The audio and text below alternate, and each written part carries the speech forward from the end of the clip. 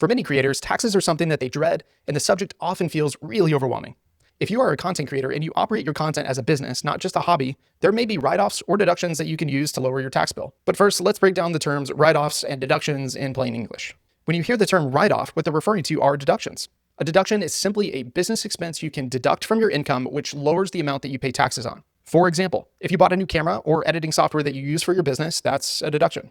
Other common deductions for content creators include a portion of your internet bills, like the business portion, a portion of your home office space, business travel expenses, professional services like tax prep for your business, and even things like game purchases if you're playing certain games on camera.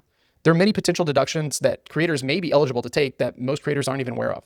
But here's the key.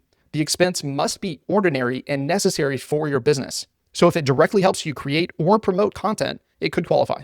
However, a word of caution, if the IRS determines your activity is a hobby rather than a business, you generally can't deduct expenses beyond the income it generates. This is called the hobby loss rule, and it's something that you should be cautious about. I always recommend checking with a CPA or other qualified tax professional who can help you navigate deductions so that you can both remain compliant and reduce your overall tax bill as a creator.